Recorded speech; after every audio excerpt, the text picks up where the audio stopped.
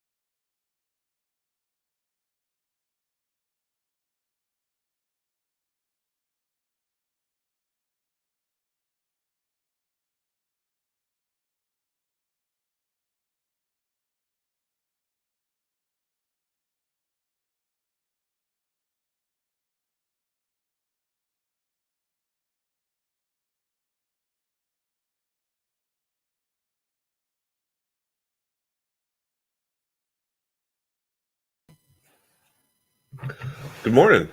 Just had some technical difficulties. I think my internet is back and alive and well. So I'm looking forward to this morning's live stream, where if you want to go ahead and post any questions you might have into the chat, I'll be more than happy to answer them. Very happy. What do we have?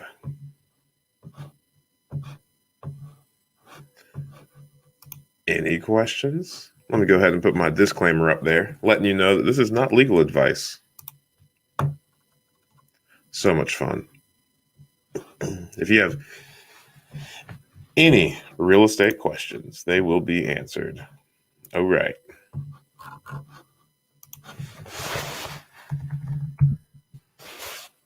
Let me log on over to YouTube real quick and see if I am missing something.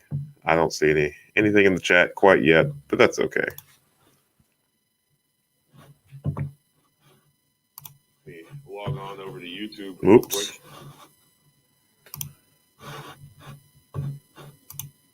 Oh, look at that. Thanks, Will. Our firehouse project is going really well. We just got the kitchen cabinets delivered. They are in the kitchen. The whole house is painted.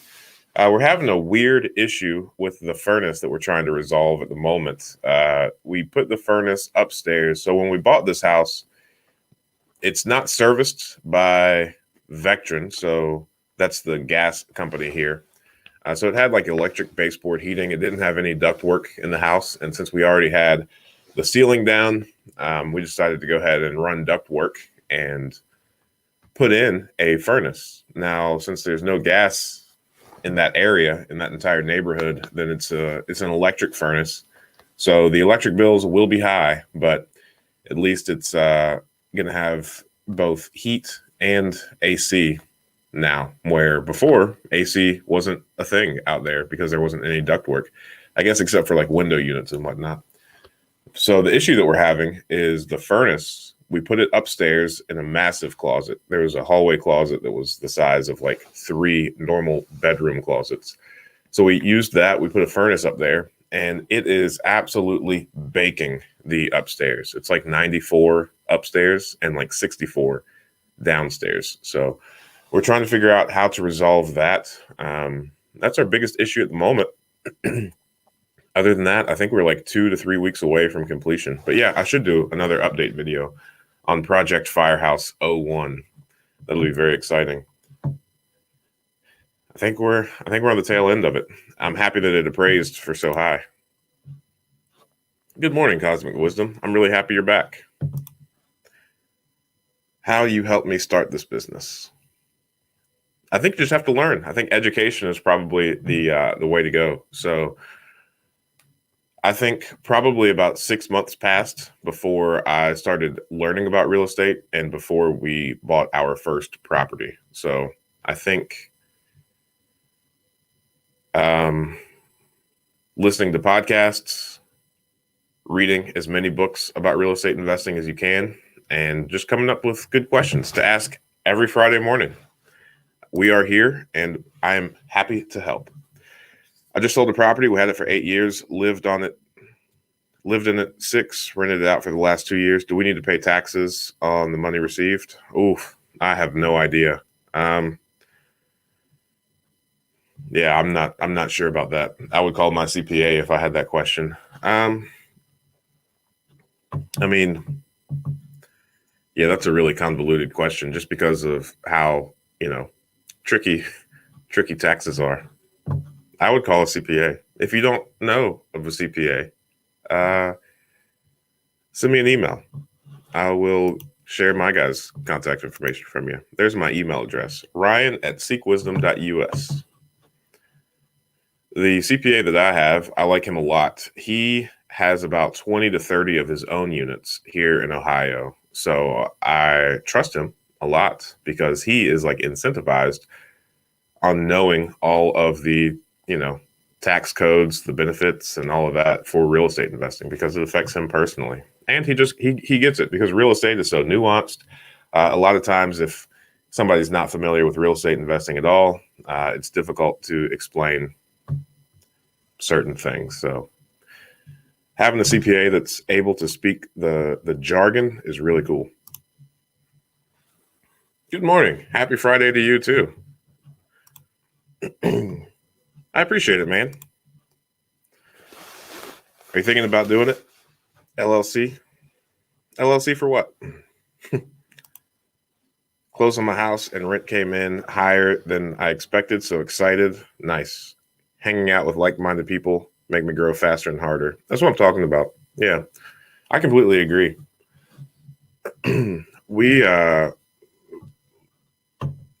There's the Seek Wisdom Mastermind group. I'm not sure if you have seen the videos. That URL that I just put down at the bottom of the screen, that is like the landing page if you're interested in joining. It's just a bunch of like-minded guys, and the cost is $300 per month. It's an hour per week where we just get on a Zoom call. And I'm really impressed with that group. The whole reason that I started it at first was because in my over the next 3 years, I'd like to help 10 people buy 10 homes. And I think after this mastermind has come together, there's about 16 to 18 guys in there at the moment. And man, there are so many people buying a lot of homes. I'm really proud of everybody. I've been meaning to make a spreadsheet so that we could track how many people are buying homes, but there's one guy that he went from 0 properties to 2 properties very quickly. And one guy is already up to, I think, about 20 units now. So he started with, I think, 12 or so. I'm not sure, but I'm really proud of all those guys. We're doing a really, really solid job. And it's just fun. I mean, again, like-minded people, you can't beat it. How are the rent rates in Dayton? Are they holding steady or going up? They're going up. They're going up a lot. They're going up very fast. It's hard to keep up. Yep. That's what I'm talking about. Real big beard. Yeah. They're going up. I know there's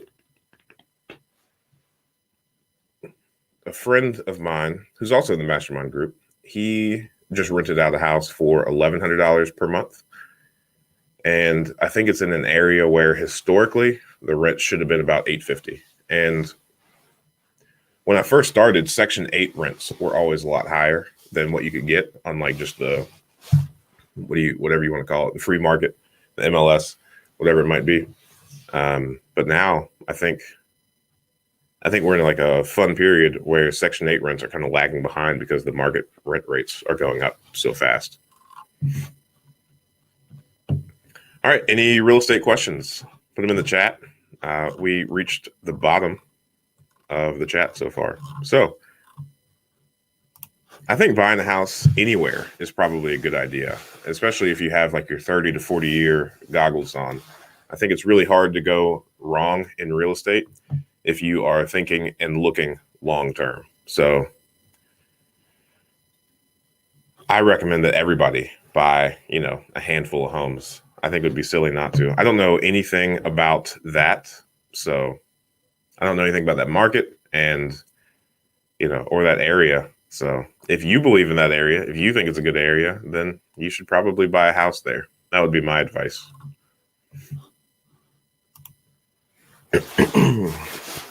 I completely agree. Man, do I agree. I think we're going to see something really awesome with remote working because there's another guy in the mastermind group. He lives in California, but because everything is remote now, he's actually about to move to Florida where the market is cheaper. And he is going to, he's already bought one rental property in Florida while he's living in California. And he's going to work, since he's able to work remotely and doesn't have to be in person at all, then he's taken his high-paying California W-2 job and utilizing those funds in a different area where the housing market is just so much cheaper.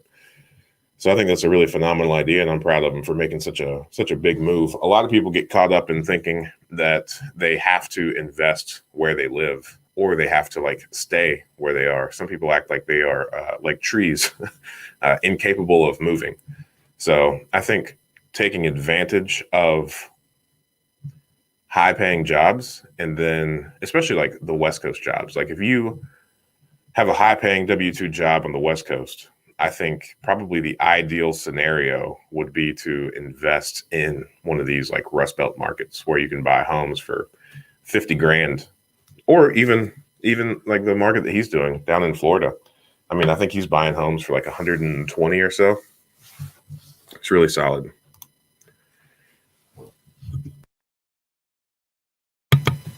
What are some of your favorite systems to use to find deals? Yeah, that's a great question. And this is a great opportunity for me to plug PropStream. Oh, is Lewis Porter Jr. in the house? Let's see. He'd get a kick out of me plugging PropStream already. Let me see if I actually have. Let me create a little banner real quick for. Actually, I'll just put it in the chat. That way you can click on it.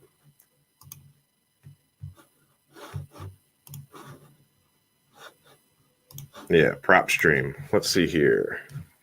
I guess it would be helpful for me to know what my affiliate link is. Let me find it real quick.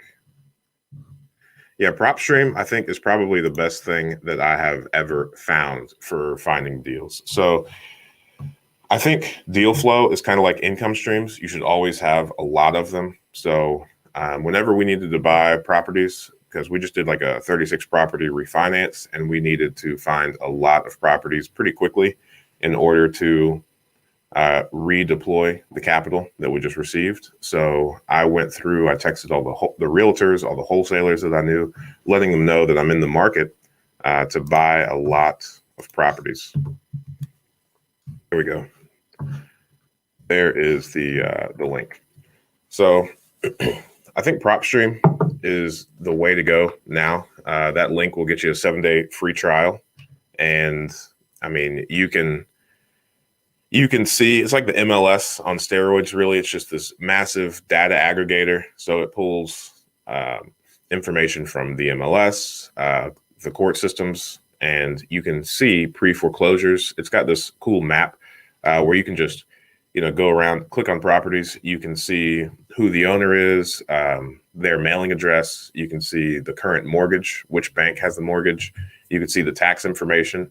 You could even pull records via PropStream. They charge you like $5 per document, so I wouldn't necessarily do that, especially once you locate where the document comes from. Generally, most documents you can get from some sort of like website run by the municipality. So I think that's the way to go. I don't really like that area. I know one of the guys in the mastermind is buying a property right there at the moment on South Harbine. So, everybody has their areas that they either like or dislike. This is an area that I personally dislike. We are buying a property not far from there at the moment. I'm not thrilled about it. It was just a good deal, but I probably won't hold it for very long. But again, there's no right or wrong. And, that's probably a pretty nuanced question as well, because, from your last question, if you're in Texas, I think out-of-state investing is something that you should really seriously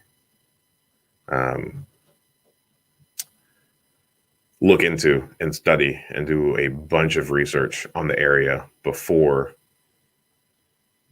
and try and build like a team of people that you trust that truly have your best interest. I think out-of-state investing is really tough. I need to interview a few people on the channel that I think are doing a phenomenal job at being an out-of-state investor, but I mean, it's just so easy to get taken advantage of. And I think the only people that I know that are doing out-of-state investing very well, they regularly come up here and visit and make sure that all the things that people have said are actually being done are truly being done. And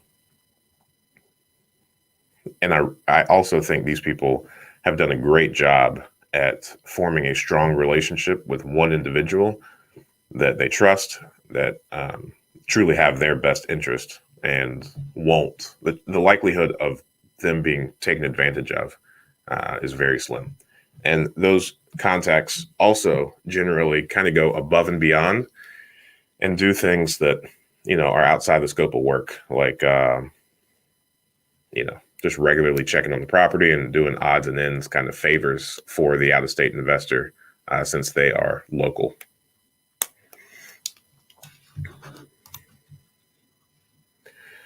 I hate the BRRRR method. I think it is a way to market. It sells a lot of books. It gets a lot of people interested in real estate investing. But I think the BRRRR method is just, real estate investing, right? Like it's just very misleading. And I don't think it's as easy as this the BiggerPockets marketing scheme makes it out to be. I don't flip any properties. Will and I don't sell anything. We only do buy and holds. So I've never flipped a property. I have no interest in flipping properties. And the reason for that is generally over the long term, you will always come out ahead if you just keep the property, if it will make a good rental. So in this market, most areas are conducive to being rental properties. And the way that the math works out, if you do a cash out refinance and only take, 75% of your profits from the flip, then you wouldn't have to pay taxes. It wouldn't generate a taxable event. And you would also, get the rental income on a monthly basis. You wouldn't have to pay taxes, and you would just be able to redeploy the money to buy additional rental properties. That way, over like the next 20 to 30 years of having the loan, you're also being able to take advantage of the principal pay down, appreciation, and all of those things, the cash flow, rather than just getting paid once for selling a property. A long, long time ago, about 3 years ago now, I made a vow to myself to never do anything again that only paid me once. So flips are out of the question for me.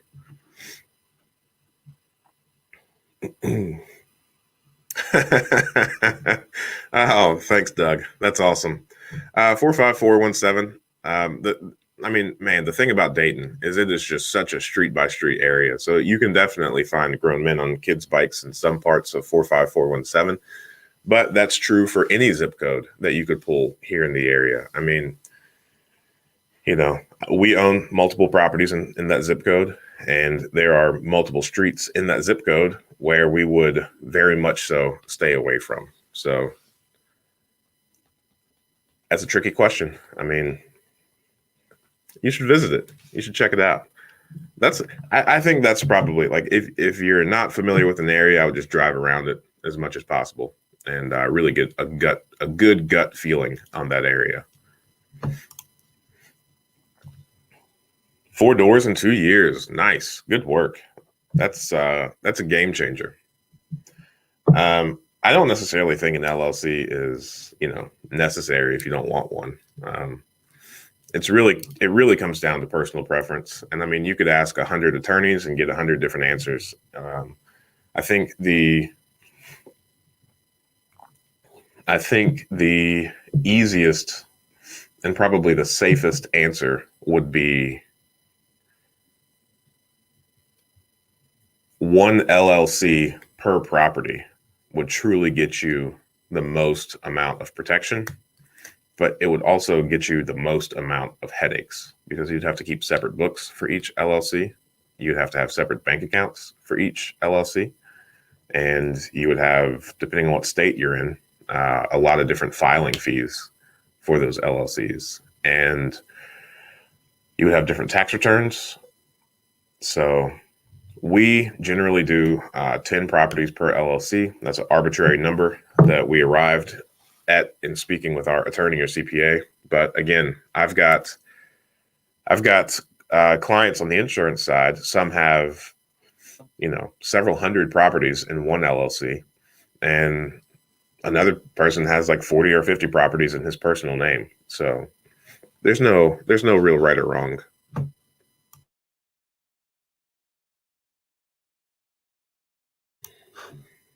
Oh, check that out. Yeah, that's the affiliate link to PropStream. You should give it a shot. 7-day free trial. That's what you'll get. Good morning. I'm happy to see you back. I hope you were able to talk your husband into investing in real estate already. Did you make tons of progress? I hope so. What would you recommend saying when contacting a pre-foreclosure home? Hey, I see you need a little bit of help. I don't know. Again, I think, man, that's a great question. But it's really just one of those things that, what is that? What's that? Is it Muhammad Ali or is it Mike Tyson? Says everybody has a plan until you get punched in the face, or whoever said that. Maybe it was a major or something. I don't know. Yeah, I think I think people probably tell you that you have to have a certain script, but I mean, the scripts change as soon as somebody responds to you. So I think just being caring and as empathetic as you could be towards their situation, because I think oftentimes in pre-foreclosures, people, are emotionally tired because it is not a good thing, and they're just looking for options that they may or may not know about. So I think it's a big educational process. So I think you have the opportunity, if you contact someone that's in the pre-foreclosure process, to kind of guide them and educate them on the options available to them, and just figure out if it's feasible to have like a win-win with them. New student here from Delaware. Mr. Ingram, do you have a class I could join? No, unfortunately, Cameron, I don't. The only thing that I really offer is this mastermind group, seekwisdom.com/join. You should check it out. I did a video explaining exactly what it is. I think it's like a 20-minute video, but it's super in-depth. I just want people to know exactly what they're getting into. So I would highly recommend it. A lot of guys in there are already having massive amounts of success. So yeah, I'm really proud of the group. There's some guys in there with, 100 properties, 0 properties, 40 properties. It's really across the board. So I think the most important thing is just to surround yourself with like-minded people. as far as like the educational content and what you should do, I think that's what the YouTube channel is for. So anything that you want to know about, let me know. I'm a big believer that all education should be free. So I'm never going to charge for a class, and everything that I think is important, I do my best to make a video about. And then I think that what you should pay for is to be in a room full of like-minded people that are willing to encourage you, lift you up, tell you when you're wrong, and kind of, help guide you through life. I think the information is pretty simple. And then I think the hardest part is for most people, and I know I was the same way, it's whenever you put your mind to something and try to kind of conquer something new or go down a different road. It's really important that you have a support system, but it's really uncommon to find people locally or already in your network that are willing to like support you or have the opportunity to help you. So being involved with a group of like-minded people, I think, is very important. So the way that this group is structured, the groups are limited to 10. I think we have about 4 slots open at the moment. So we've got 2 groups. One meets Monday at noon. Another meets Tuesday at 7 a.m. The Tuesday group is full, but there are about 4 slots left in the Monday group. LegalZoom, a good option for LLC setup. Plan to do 10 property per LLC as previously. Yeah, I mean, probably not. I mean, I think, especially when you're new, I would advocate for you to really build like an in-person network. So I wouldn't necessarily advocate using like a company that's not really going to do much hand-holding like LegalZoom. I would try to find a local attorney that knows and preferably is a real estate investor himself or herself, and try to form a relationship with him. I think relationships are probably the most important thing, especially in real estate investing. I mean, just yesterday, I mean, we got a letter that we have never received before, but it's from the city, and one of our properties, apparently the person inside of it did something wrong. So I got a letter saying that, if I don't evict them immediately, I will also be like criminally prosecuted or something like that. So I was able to call my attorney very quickly, and he's handling all of that now. So, it's good to have a team around you that is able to handle or guide you through anything that you might be facing that's unfamiliar. So because I think relationships are so important, I would never recommend these large online cookie cutter type things. Oh, nice. That's great news. And last week you were so you thought it was a long way away. So that's cool. Hey, 1 week. Thank you. I appreciate it. I don't think you can possibly go wrong reading books. I think that's really what changed my life. For those of you that aren't familiar with my story, I was in law enforcement about 40 or 45 months ago. I left in April of 17, and we bought our first rental property in August of 17.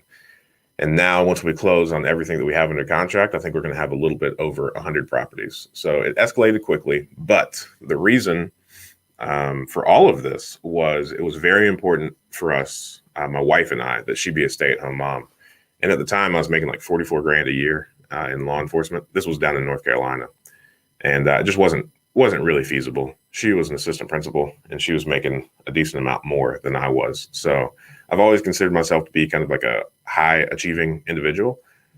So I was really perplexed when I figured, when I just came up to that wall and just realized that financially I couldn't provide the kind of lifestyle that we wanted for my family. So I dedicated myself to reading 1 book per day until I figured out how to make more money. So it's a long process, and it's not like one particular book has all of the keys, right? And I don't think it is ever possible to even create that type of book. If there was a book like that, it would be The Wealthy Gardener. I would highly recommend that you read that one. That's a tearjerker too. So I mean, maybe. It's a good story. I wouldn't call it a tearjerker. That was a little bit extreme. You know what? Sometimes I exaggerate to prove a point. I don't know why I chose to exaggerate on that end, but nonetheless, it's a really good book that you should read. And John Saforic, the author of that, he's a really good person. We've had multiple conversations. I interviewed him on this channel. You should check out that interview. It's a good one. It's a little over an hour, and he's a very solid person. Good morning from PropStream. Lewis Porter Jr. in the house. Let's see.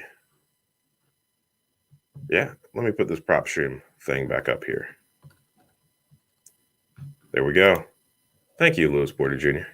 I appreciate it. PropStream is a game changer. One guy in the mastermind group is already, he just put his first property under contract using PropStream. So it's an out-of-state owner. PropStream, it's really cool. PropStream allows you to kind of create a scenario using the filters. So what this guy did, I thought was pretty cool. I hope he doesn't get mad at me for sharing his secret as to how he found this property, but he was looking for out-of-state owners that only own one property in Ohio. And he wanted to have the conversation of, hey, I know this property is likely a headache for you. I would love to take it off your hands.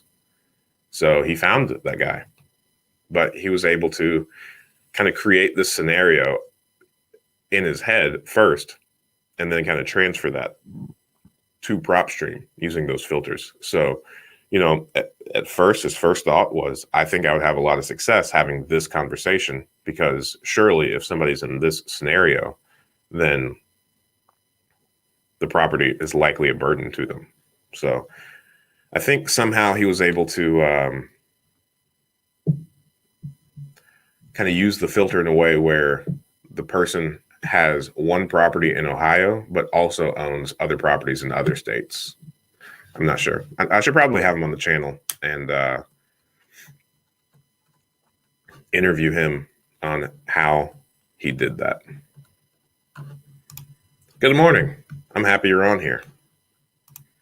Yeah, if you just want to apply right here at this little seek-wisdom.com/join, it's like a little, 5-question thing. And then we just have a conversation. Pretty cool. Nice. Yeah. That's what it's all about, being hungry and driven. I think a lot of people that are in your position have the entire world at their fingertips. I think if you are in your 20s, especially if you're in your early 20s, then I think the point that a lot of people kind of miss is your early 20s is probably going to be your highest income earning years of your life. So if you are able to make good decisions at 24, financially speaking, then, the world is yours, because, using the future value of $1, I've got one video that explains it. It's called the wealth formula. And you can just calculate the future value of $1 based on, 30 or 40 years. So whenever you think you might want to retire, let's say it's like 65, 70, then let's do 65 since you're 24. So now you've got 41 years for that money to work for you. So let's say your average rate of return, well, let me just do it real quick. Let's say you can confidently make 10% per year. So 1.1, let's see here, up 41. So yeah, every $1 that you make at 24 is going to be worth $49.78 when you are 65. That's why I say that you are in, the highest income earning years of your life. So let's say you make $15 an hour, times 49, you're making $735 per hour for your future self. And now you just magnify that. Like if you do one real estate deal when you're 24, then the appreciation, the cash flow, the principal pay down. The principal pay down is the cool thing. I would almost recommend, again, I'm a huge fan of Dave Ramsey, but I do like loans on real estate. And if let's say you buy a $100,000 home and you're 24. So if you just make the minimum payments on that, which is what I would recommend, then you're kind of earmarking your future self to have $100,000, a $100,000 asset free and clear in 30 years. And 30 years from now, you're going to be a very young man still. You're going to be 54. So I encourage people to get as many loans as they possibly can when they are young and just let them run the natural course of their lives, because 30 years is not that long of a time in the grand scheme of things, especially when you're in your 20s. So if you get $1 million of real estate in your 20s, then you are guaranteed to have $1 million worth of real estate free and clear when you're like 54. So I think that's a great deal. You know, now the hardest part is to get $1 million worth of loans as quickly as you can.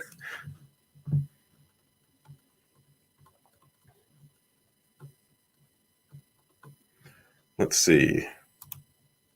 Working to set up. Yeah, that's great. I won't. No spoilers.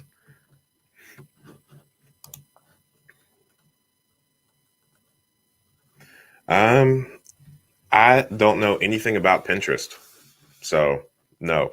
I do have a book list. I think I have, now that I've got the links pulled up. Let me do this because this is the one that I see. I've got a spreadsheet somewhere. I think it's in the description of most of my videos. Here's the link to the Wealthy Gardener. And then let me see if I can search for the book list. Yeah, books read. I have done a decent job, at writing down all of the books that I've read. I just thought it would be cool because I, wanted to succeed. So I decided that, because like everybody recommends that you read books, right? Like that's not a novel idea. And then all of these uber successful people are like, reading changed my life. And Warren Buffett, he says, oh, I read for 8 hours a day because knowledge is cumulative, right? Or compounding, not cumulative. I guess it's cumulative and compounding. That's kind of cool. But I couldn't find anyone that said, oh, here are all of the books that I've read. So I figured, since I was like starting out, if on the off chance I ever became something, it would be really cool to be able to hand people a list of all of the books that I've ever read. That way, if you want to know all of the things that I know, you can just read all of the books that I read. So I'm doing my best to keep up with it. I would say I'm good about 60% of the time, but especially now that Audible is a real thing, it's so easy to like read a book while you're going down the road. And I miss a lot of those. I miss a lot of the books that I read or listen to. New Jersey. Hey man, thanks for coming back. What are you doing in that picture of yours? Smoking a cigar and drinking something? Man, where are you? Almost looks like you're on a plane. You're living life, man. That's scary. Be safe. Be safe, buddy. Stealing that idea. I love it. You know what? I don't even remember. That was about 10 minutes ago. Thanks. Yeah, you should steal that idea. Whatever idea that was, I agree with you.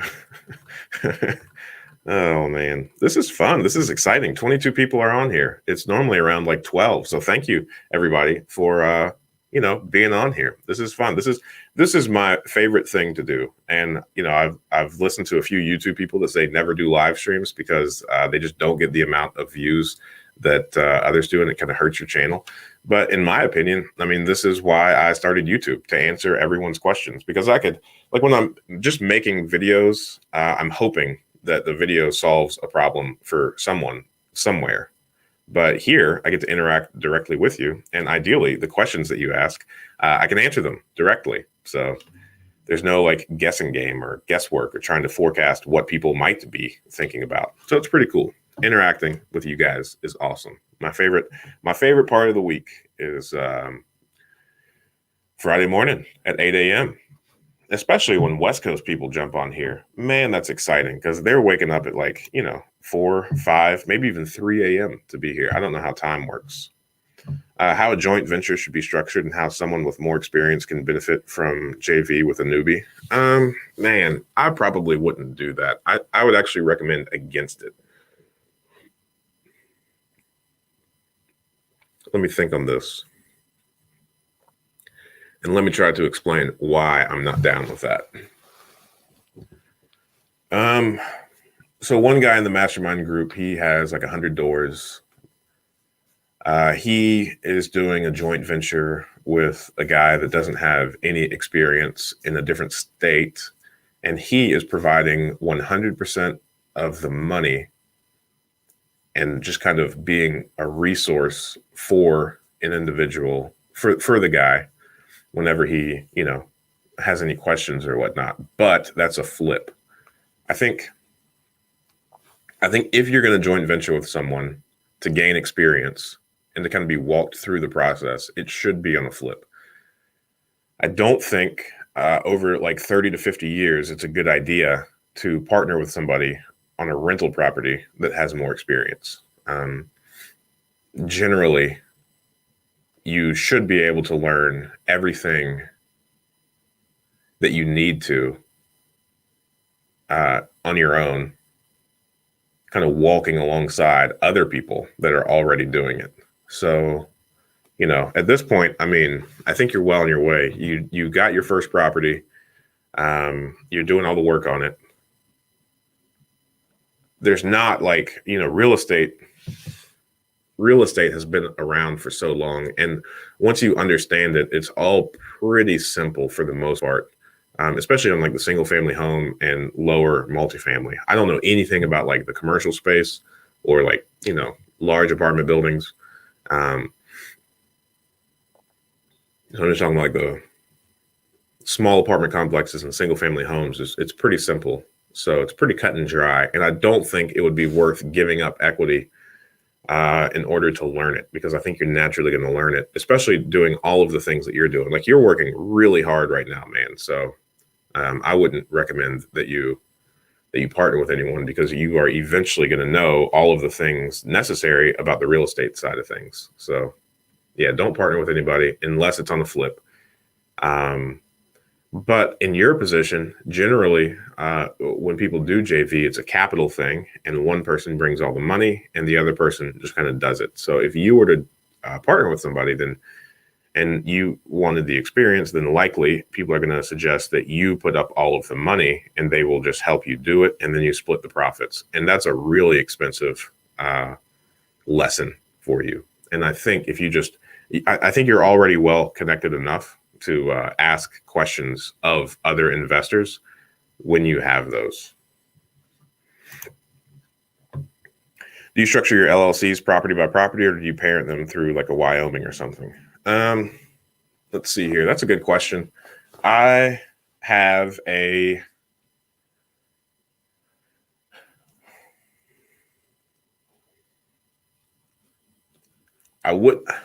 I'm not an attorney. Let me put that disclaimer back up here. I think that's a phenomenal question for an attorney. Maybe I should bring an attorney on at some point. But I think keeping things separate is probably a good idea, especially in theory. Liability can go down, but not up, right? So like if you had like a parent company that owned 10 LLCs and the parent company did something, then those 10 LLCs under it are the assets of the parent company and can be taken, right? So in theory, there shouldn't be a parent. There should be 10 separate entities that don't own anything other than, property. That way the liability doesn't transfer. I hope that makes sense. But again, I'm not an attorney. I just try really hard. I think that's a good question. When I first started using promissory notes, I just used eforms.com. Eforms.com has like a promissory note that I've had some attorneys look at, because some of our, friends and family had their own personal attorney check over our note, and they didn't find anything really wrong with it. So I think all of them, again, every attorney has their own quirks, and especially the legal system, the way everything works, there's just so many gray areas. So some attorneys, just from their own experience, have certain wording that they want added into their contracts always. So generally, I used the e-form, just like the standard e-form promissory note, and then the investor would have their attorney look over it, and their attorney would generally ask that a few different things be included. So that's where I would start. A bare bones promissory note, we use one occasionally that's just like one page. I'll email it to you if I remember. That's the caveat, right? And all it has is like, the interest, what happens in the event of default, which property the security is doing, how payments are going to be, paid out, when the loan is going to have the balloon payment, and just outlines all the terms. It's pretty simple, and it's like one page. That's what I use when people, the e-form promissory note is like, 10 pages or 4 pages, I think. And that's just a little bit much for some people. Some people just want, a nice, simple one-page document that covers everything. Where can I find a grant to fix a mixed-use property in Cleveland, Ohio? That's a great question, John Jackson. I have no idea. I know grants are largely kind of like a local thing. I think grants are most people like a full-time job for a lot of people. So I don't have any information on that. We haven't used any grants from anyone. So I am completely unexperienced in this area. I think it's a great deal, though. I think you probably should use a grant if there's a grant to be used. The only thing that I would say is just, be careful. Grants sometimes come with strings, right? You don't want to get caught up in anything. And you also wouldn't want to take a grant if you have to designate a percentage of that property for something. That would lock you in a strange spot.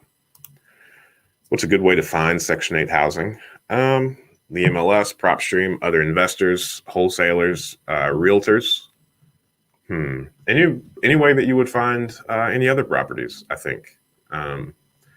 I don't think there is a particular area that you can go or website that you can go specifically for Section 8 properties that are for sale. Might not be a bad idea, though. Plus, Section 8 properties, there's nothing that makes a property Section 8 other than an owner's decision to accept Section 8 Section 8 vouchers. So, and then, I think the true quote unquote Section 8 properties are generally owned by the municipalities, and they built the properties in order to receive more federal funding. So I don't think you can really buy those. I hope you can't buy those. If you could buy those, you probably shouldn't buy those. New York City, keep your dreams going. That's what I'm talking about. Way to be encouraging, JJ. I really appreciate that. There's a Wealthy Gardener. Grab yourself a copy. That guy's the man. I like him so much, and I think that book is hands down the best book that's been written in the past decade or so. All right, let's see. Yeah, thank you. Thanks. Yeah, it's funny. I started the PhD program, but I did not finish it, and I will never finish it. My PhD was going to be in organizational leadership, and the whole PhD, all we did was study CEOs that turned around businesses. And then I don't know, a year and a half in, I was hard-headed. It took me a while to realize this, but I realized that all of the CEOs that we were studying, they didn't have PhDs in organizational leadership. They were just good leaders naturally. Sure, they might have had a master's in business or something, but that was generally about it. I didn't see any PhDs come across our desk as studying like, case studies on businesses that were doing bad and then were turned around. So I was just getting the PhD, honestly, to like check a box. Because at the time when I was in law enforcement, my goal was to someday be chief. And a PhD looks really good for a government job. Really helps you check a box. But, hey, if a PhD is your thing, that's not the question you ask, though. You're really not looking for me to talk more about that. But thank you. I take that as a compliment, and I really appreciate it. Can you refi cash out your rental property without the owner W-2 income? I want to get into buy and hold, got the cash, but no W-2 income. Hey, you're in good company. I know the pain of that. I would say you can. I don't have any W-2 income, but now that my businesses are older than 2 years, the banks accept my income now, and that feels good. So I think the 2-year thing is probably the biggest. They're just looking for how much money you consistently make over a 2-year period, I guess. And I guess 2 years is the arbitrary number of if you have done it for 2 years, I guess you could do it for 2 more. I don't know. I don't know what their thought process is, but I guess the answer is yes. You're just going to have, more documentation and not take it personally when the bank treats you like a pauper.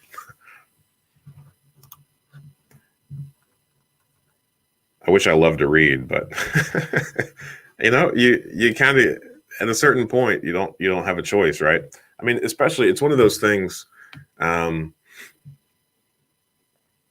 I think a lot of people's biggest downfalls is they try to reinvent the wheel, and that's just not necessary. Like a good friend of mine, he's doing very well. He's young, but he just, every time he has an issue, he doesn't really get advice from anyone. He just kind of tries to solve it himself.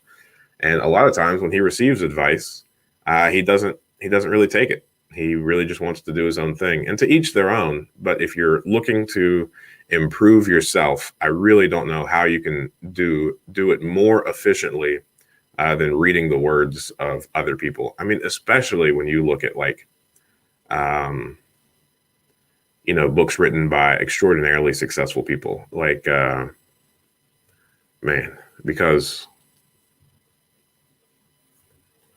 because I'm thinking about it and because I'm looking in this camera, my brain is not working well with me. But I mean, you're truly starting to stand on the shoulders of the wisdom from other people. And that's a big thing for me. See, look at that. Wisdom. It's really important to me. Seek wisdom. That's why I named the mastermind and this company that Seek Wisdom. It's like the probably the most important thing, I think. And biblically speaking, you're supposed to seek wisdom more fervently than gold and silver. So taking that into consideration, like if you're interested in money, making more of it, then reading is the most efficient way to, get the wisdom that you're looking for. I was a little intimidated by loans at first. The more I learn, the more opportunity I see. I mean, I think that's reasonable, and I think that's good. I think you probably are on the right track. I'm very much so intimidated by loans still, and I think having a healthy respect for something also encompasses a little bit of fear for those same things. So, yes, loans are a very scary thing, but I think the biggest sticking point that I've seen as people are starting to build their portfolio, and just the way that people naturally think about money, is at first, you are looking at these loans, and when you see the monthly payment, you're thinking to yourself, okay, in the event that this property is empty, I can pay for this loan, right? I can make this monthly payment on my own income. And then I think it gets really intimidating and really scary when the minimum payments for all of your loans, grossly exceeds your monthly income. So your personal monthly income, not the income of the properties. So it's one of those things where at a certain point, you have to think about yourself, not as an individual, but as a business. And the business is going to have to make a lot more money in order to cover everything. And that's why I think a lot of people at first, when they think about real estate, when they think about businesses, especially when you're starting your own business and you want to live off the income of the business, you're kind of strangling its future growth, right? So it's a fine line, but a healthy respect, intimidation, and fear of loans, I would say, is the appropriate mindset to have when you're thinking about it. Man, I need to pinch myself. I'm so happy. There are 25 people on this live stream, and we got tons of questions still. Good morning.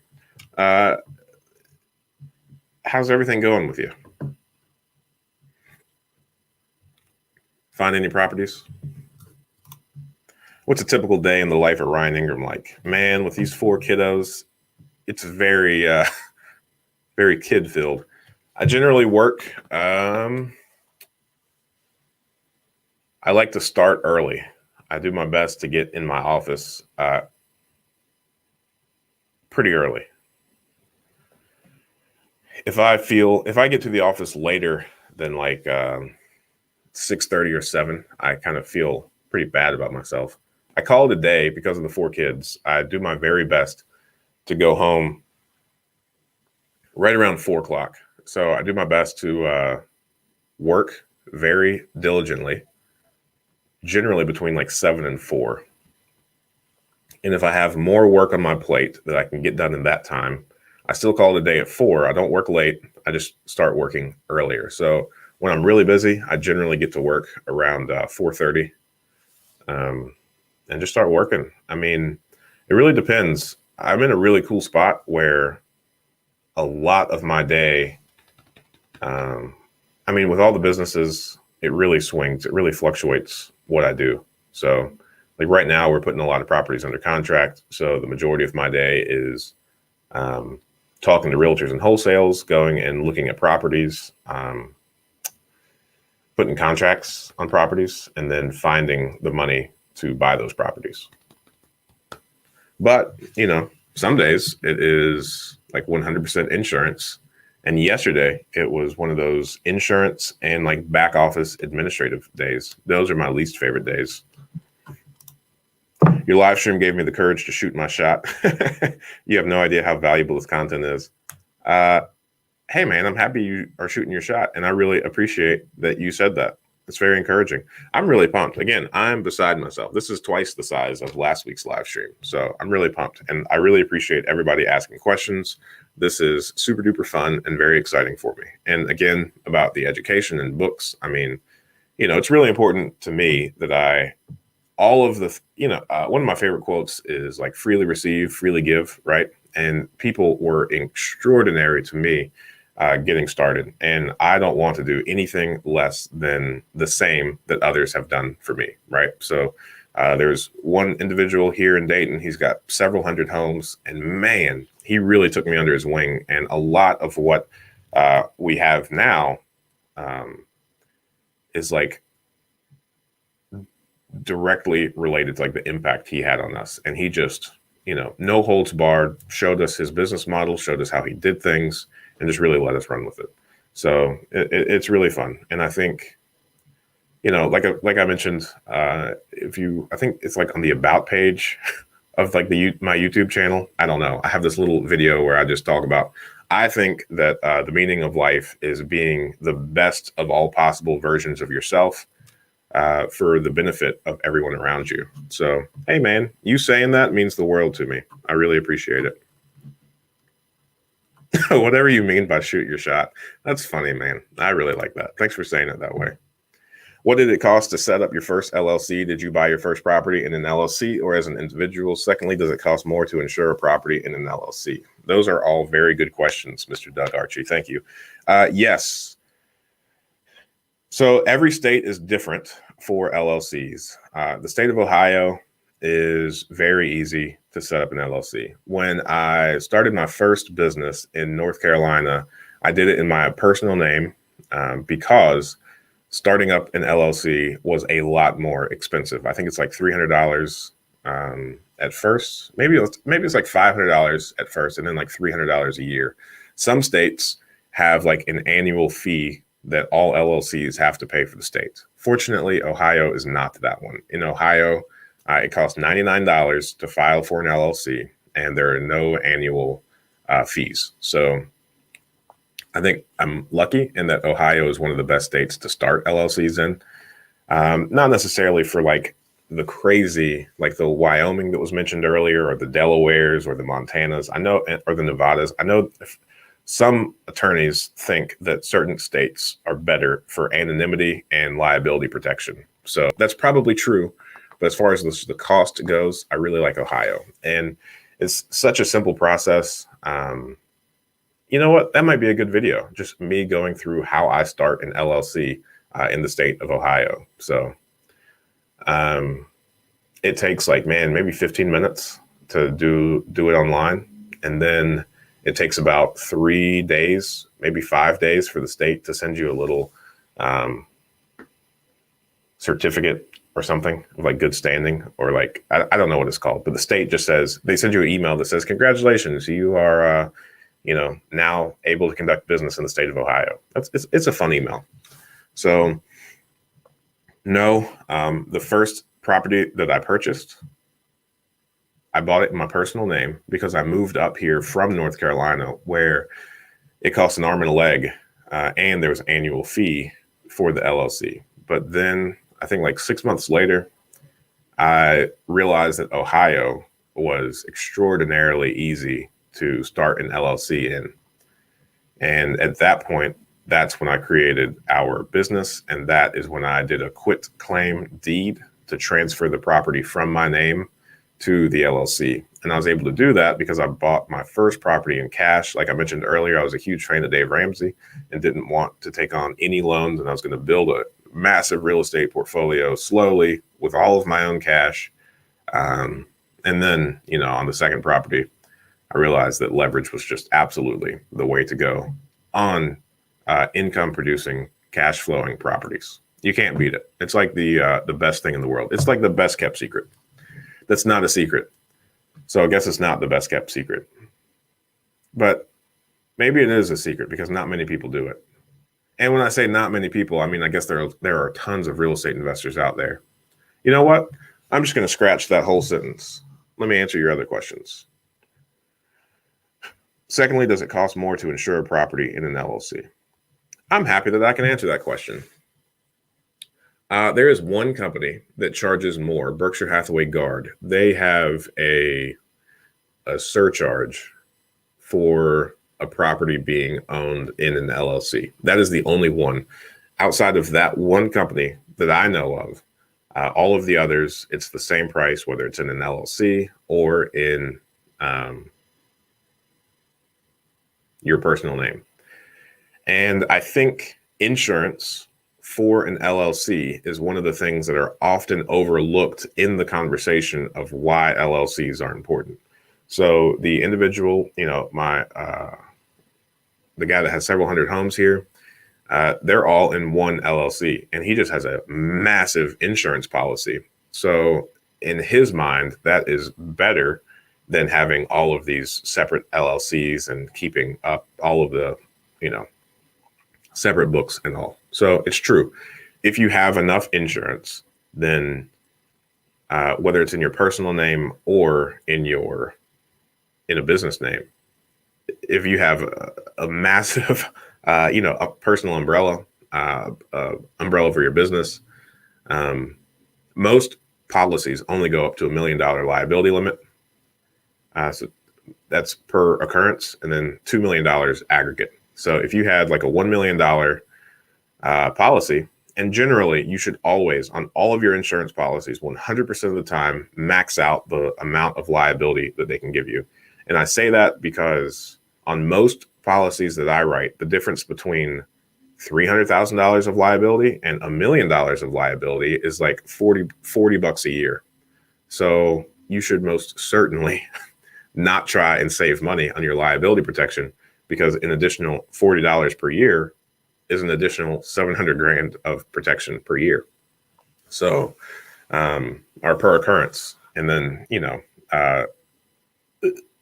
$1.4 million of extra coverage on an aggregate annual basis. So don't skimp on insurance when it comes to the liability. So if you have a $1 million liability limit on the insurance policy, and let's say like a $5 million umbrella, then you have to go through, a solid $6 million before they start trying to get creative and go after your personal assets or other assets of the LLC, because that insurance policy is there. So that's a good idea. Thanks for that question, Doug Archie. That was really cool.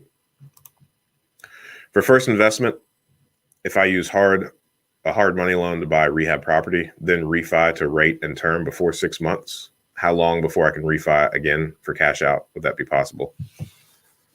I do not know what that means. Let me read that again. If I use hard money to buy and rehab a property, then refi to rate and term before 6 months, how long before I can refi again for cash out? Would that be possible? Sure. Yeah, you can refinance anything as often as you would like. It's just ineffective after a while because the principal isn't paid down that quickly. Your property likely doesn't appreciate that quickly, and you're just, it takes a while when you refinance to recover from all of the fees associated with refinancing. So especially if you're using hard money, then hard money, the main hard money lender around this area, he charges 4 points or 4% of the total loan value. So if you're doing $100,000 loan, you're paying him $4,000 just to put the loan together for you. So the fees are real on hard money. They're very restrictive if you're not careful. And then each bank is different for refinancing. So each bank has its own preference on how long you own a property before you can refinance it. Some are as long as 18 months or 2 years. Others, there's no seasoning at all required. So the second day you own the property, you can go ahead and refinance it. So it's really about building a relationship with a lender and a bank. So that's my advice. Build a relationship with a lender. And then, different strokes. So some banks are going to want to work with you regularly and others won't. In our experience, we generally do a couple loans with one bank, and then they want to cool off for a while and make sure that we can, pay those loans. Now, granted, we bought our first property in August of 2017, so we don't have that long of a relationship with banks yet. But I think something really cool is going to happen, a couple of years from now when we have a decade-long track record with some of these banks. Hopefully, the banks see that and become a little bit more flexible, realizing that we haven't missed any payments in over 10 years. Great question. And let's be cheesy for a second. And would that be possible section? Hey, anything is possible. One of my favorite Bible verses is all things are lawful, but not all things are beneficial. I tell myself that a lot. I could do it, but is it beneficial? Mm-hmm. Who knows? Regarding home rehab, can you get financing for the work or do you need cash on hand? So if you build up, so I think one of the biggest things that you could do, one of the most beneficial things that you could do is research, learn, and understand about private capital and how you can legally raise money. You have to be careful not to violate anything from the SEC. But if you can raise private money from friends and family, then you can use their money. I think capital, so the financing and contractors are probably the hardest part of real estate investing. So building a solid base of people that want to invest in you and with you is probably the best thing that you can do if you want to tackle a lot of rehab projects, because banks are very, very limiting on the types of loans they're willing to put on properties that aren't, in the greatest of shape. So there are hard money loans that you can do, but again, those fees are serious. And if you have private investors, then you don't have to. There aren't any origination points because it's your mom or your friend, and they're not going to charge you points, and that's very helpful. Hard money loans, and then there are a couple other like traditional bank loans. But I mean, put yourself in the bank's shoes. It makes sense that they don't want to lend money for a rehab because, the property likely in its condition isn't enough like collateral to recover the money. And then since contractors are the hardest part, what if you never finish it? Then they're not very motivated, and there's not really much incentive for them to repossess a house that isn't even proper collateral. So I think if you are able to get like a line of credit, kind of a roster of private investors, a credit card if it's a low interest rate, high limit, or if you have other collateral, like let's say you had like a $20,000 car paid off, you could, borrow against your car probably to rehab. I mean, there's tons of creative ways outside of hard money that I would try. But if you're going to use hard money, just make sure that you include all of the fees in your numbers. Hello, all from New York City. Keep your dreams going. That's what I'm talking about. Any update on the firehouse? Lewis Porter Jr., you were not here at the start of this live stream, but I'll happily update you again. The cabinets are in, which is exciting. We're currently having an issue with the furnace. The furnace is upstairs in like a really large closet. We took about half of it to put the furnace there. And since it's upstairs, it's doing this weird thing where it's like 94 degrees upstairs and like 64 degrees downstairs. So it's excruciating at the moment. We're trying to fix it. But fortunately, we're past all the inspections and the permit phase. So that feels really good. The entire house is painted. We are fixing all of the kind of cracked tiles throughout. It doesn't look the greatest because we weren't able to find tiles that match, but nonetheless, it's close enough. The kitchen's going in soon, and then the only thing that's going to be left is the bathrooms, and then we're going to be done. So I think we're just a few weeks away from being done with that property, and that's really exciting. I think we're going to come really close to hitting that $35,000 construction limit. And we bought the property for 10 grand. So we're going to be about 45 grand in total.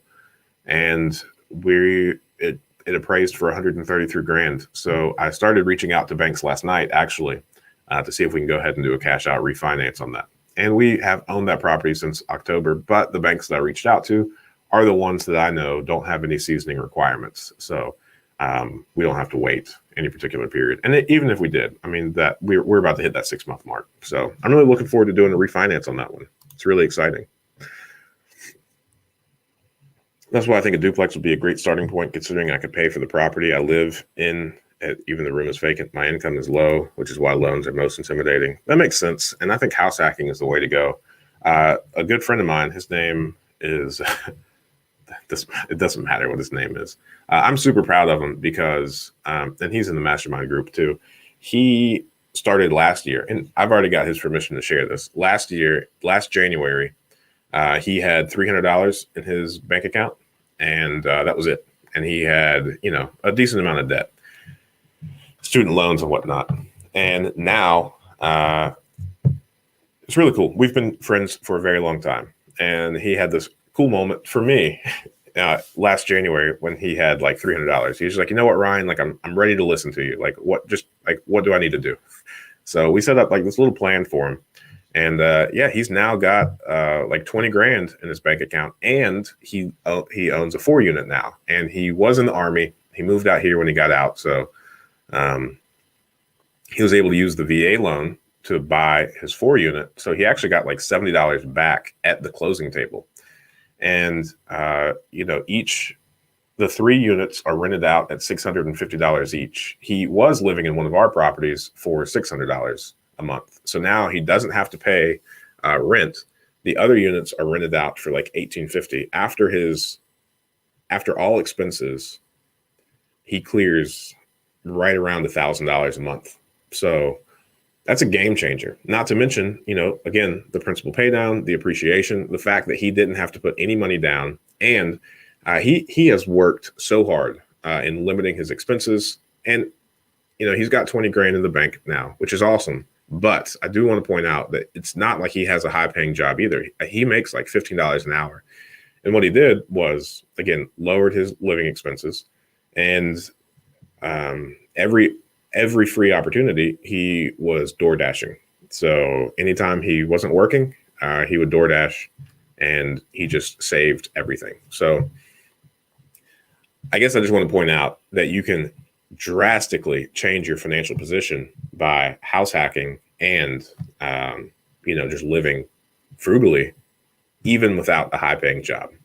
You don't need to make six figures a year to be extraordinarily successful. You just have to be a little bit money smart.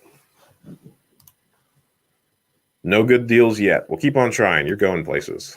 Do you BRRRR a lot of your properties? Ex Steve Witt. I hate BRRRR, and some would say that is what I'm doing, but I just like to call it real estate investing.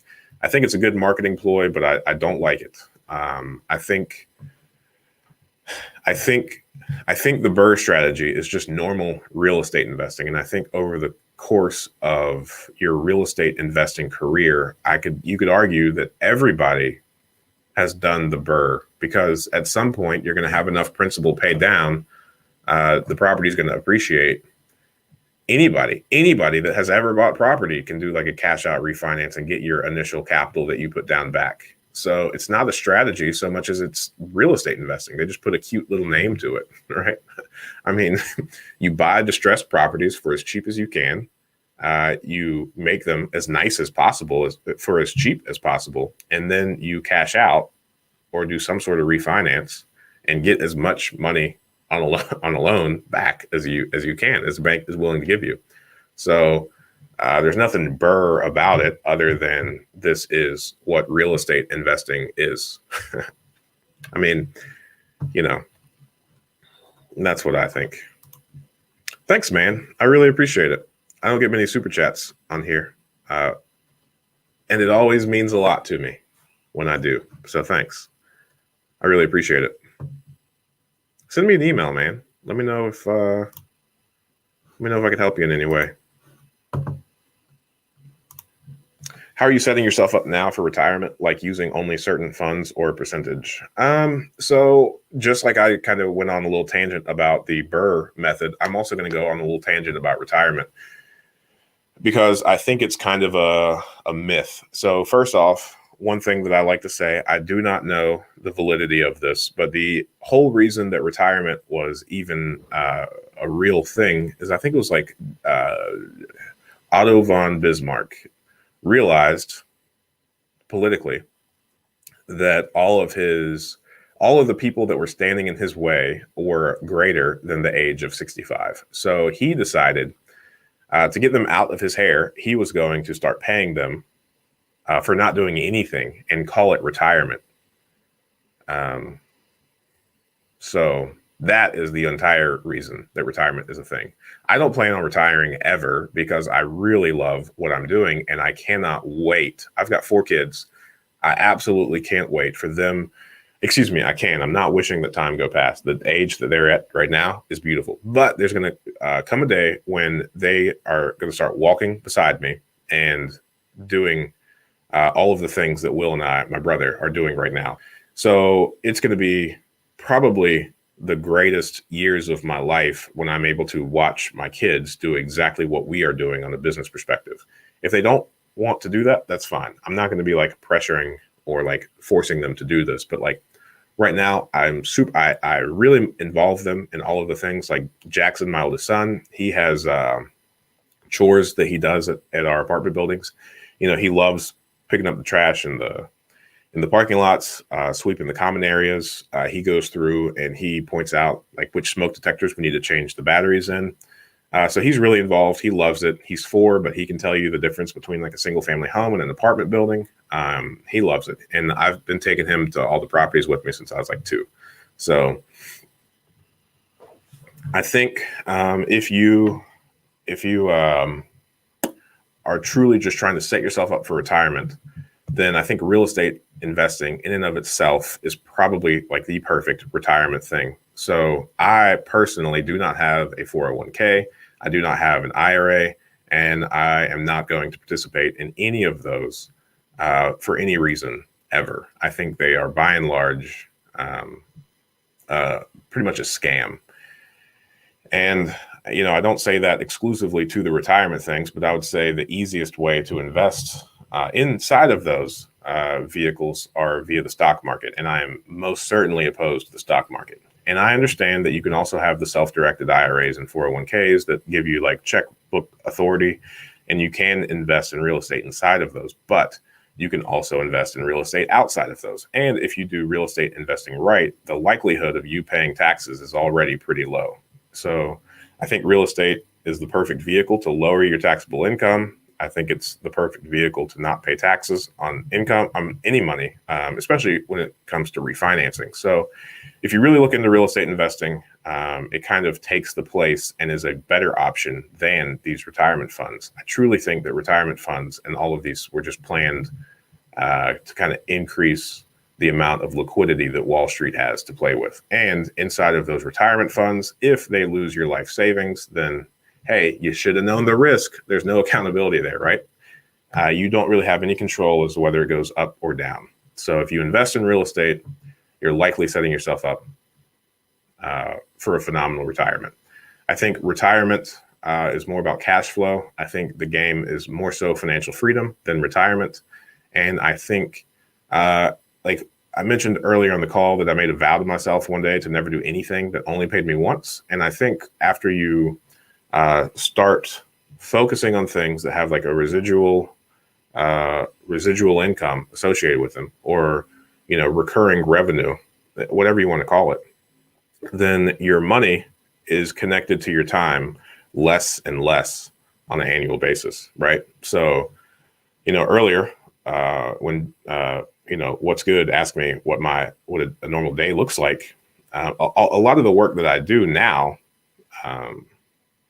isn't really tied to anything that is immediately income producing. So I think I've done a pretty good job at separating the time for money. And I think once you fix that problem, you can enjoy life however you really want to. Like if I were to, not work or not do anything work-wise for 2 weeks, we would the amount of money that I make wouldn't really change. So I think that is the goal, not retirement.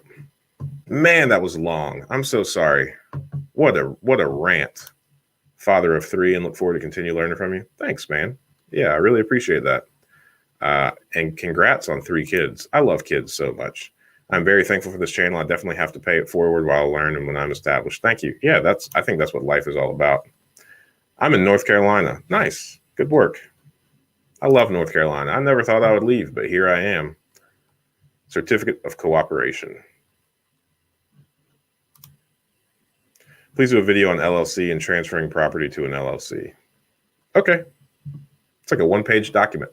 Both of those. That would be we could probably knock that out in like 5 minutes. Have you done anything with the self-directed IRA? Nice. I answered that question in my rant.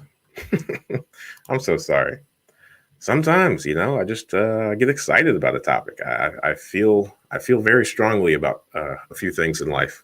My wife being the main one. Man, I love her so much. Talk about leverage and how you use it as an investor. Yeah, use it always. Use it as often as you can. I think leverage is probably what makes real estate investing as powerful as it is, because you're able to, tap into the principal pay down. If you do a cash out refinance, then that's not a taxable event. So like the firehouse, I mentioned it appraised for 133 grand. We've got about 45 grand into it. 75% of 133 grand is, what most banks would give us, the loan to value. So that's like 99 grand, right around 100 grand. So now we've got like 54 in excess. So we're going to be able to cash out about 54 grand, and we're going to be able to use that money however we so choose. We could pull it out, use it personally. We could reinvest it in other properties, and we don't pay taxes on any of that 54,000 because it's a loan. It's not income, which is really cool. So that is another reason that leverage is powerful. I think when leverage isn't powerful is when you have like a high vacancy rate.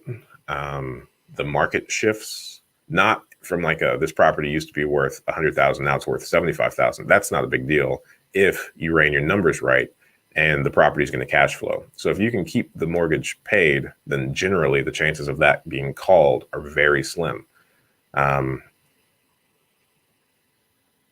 So what I mean, a change in the market is like Dayton is a good example, because when GM left, and I guess Detroit is also a really good example, like the economical things, like if one of the main employers of people leave that area, then that would kind of increase just the city's vacancy, decrease the population, hurt a lot of people financially, so they might not be able to pay. Those are the things that I'm scared of, not the market going up or down. Because if you are in like a cash flowing property, we don't buy properties for appreciation. So all of our properties, if they're rented out, there's a decent amount of cash flow at the end of those. So we're going to be good on that perspective. So since we're good and we don't have any intentions of selling any of these properties, it doesn't really matter if we one day become upside down in the loans. Over the course of the 30 years, they're all going to be paid off anywho. So the equity just grows on an annual basis.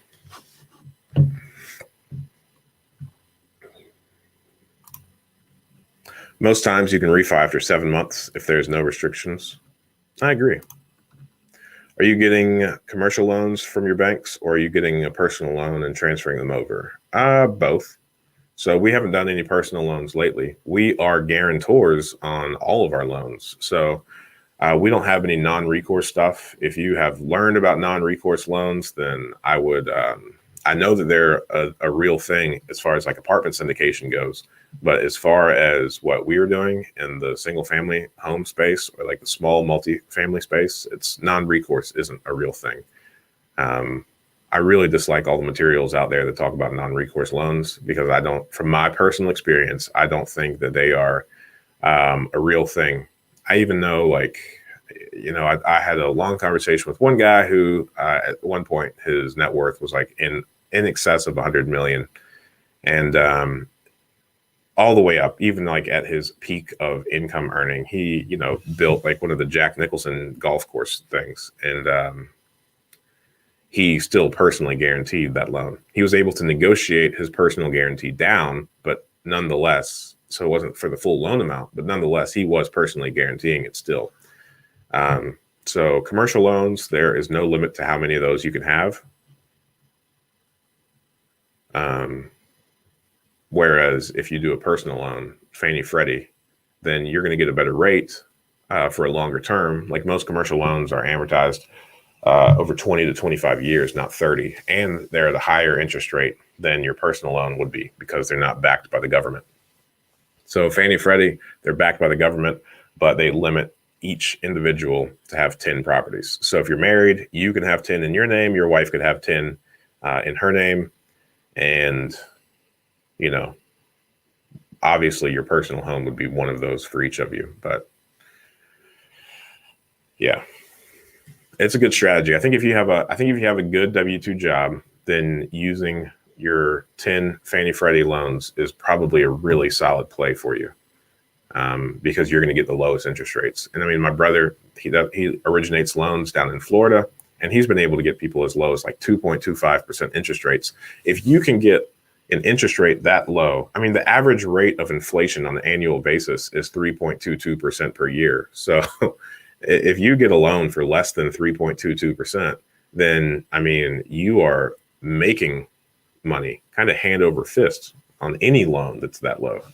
Like car loans now, I mean, they're like what, 1.9, 0.9%. I mean, you know, why not? It's financially irresponsible to spend cash on a vehicle at that point, because, you know, as inflation happens, I mean, you're just making money.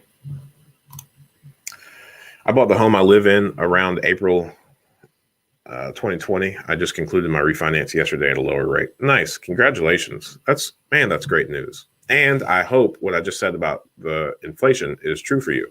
And I hope your loan is lesser than 3.22%, because the world is crazy at the moment. So this is a very nuanced question.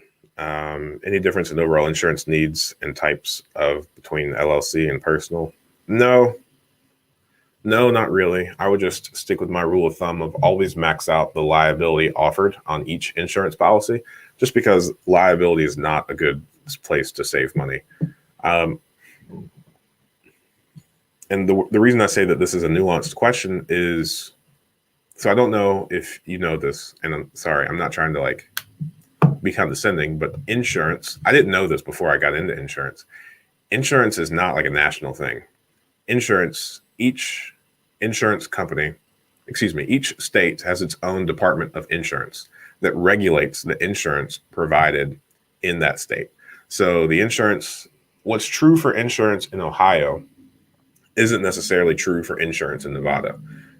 So at first, when I started my insurance agency, I wanted to be like the national solution for real estate investors. However, when I embarked on that journey, I realized that even though I got really good at insuring properties in Ohio, it was almost impossible for me to be just as good at writing insurance in even Indiana, just one state over. Everything changes. The company's offerings change.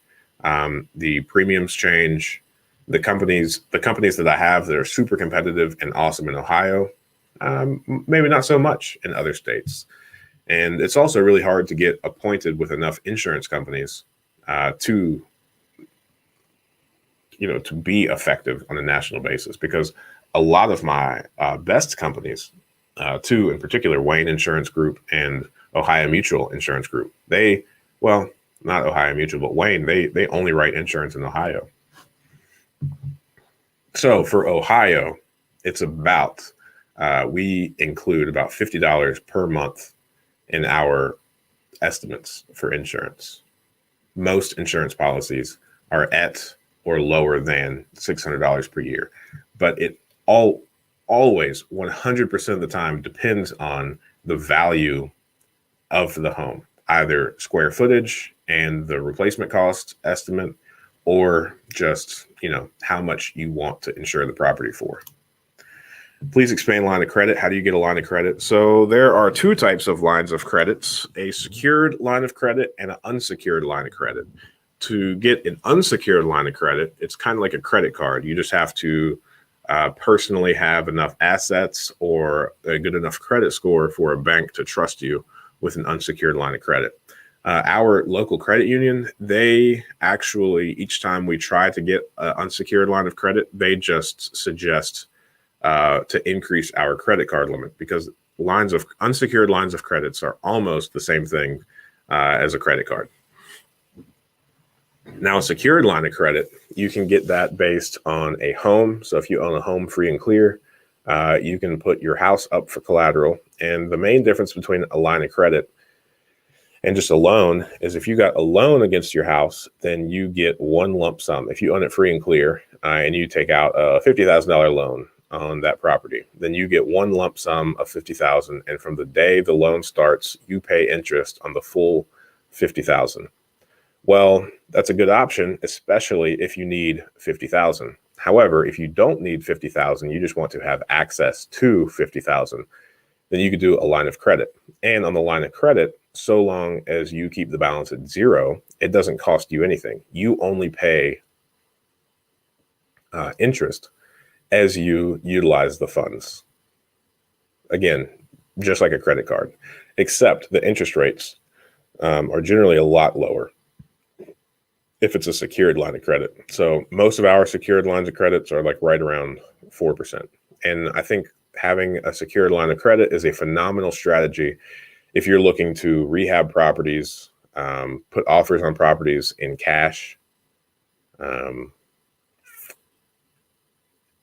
And I also think they're a good idea if you have a property that's owned free and clear. You could get a secured line of credit on it, and then you could kind of use the property itself to handle any like repairs or maintenance items or any sort of like capital expenditure that may arise related to any of your properties. So I think that is everything I know about lines of credit summarized in one statement. Hope that was helpful. What's the way to buy pre-foreclosure properties in the process? I think PropStream. I shared that link earlier. PropStream is, I think, the best way to find pre-foreclosed homes. And then outside of that, um, I used to scroll through so many, so, so many county records looking for pre-foreclosures. There's no real way to. There's no good way to do it. I used to find a property that I wanted, um, and then do like 2 hours of research on it. And now PropStream has just made it to where I find a property I'm interested in, I click on that property, and I get all of the information in one spot. That used to take me like 2 hours to pull together by myself. So I would highly recommend PropStream. There it is. That's my affiliate link for PropStream. Man, if only I could copy that. Nope, can't copy it. And because I found that and clicked on it, I have completely lost my space, lost my spot in the comments. Here we go.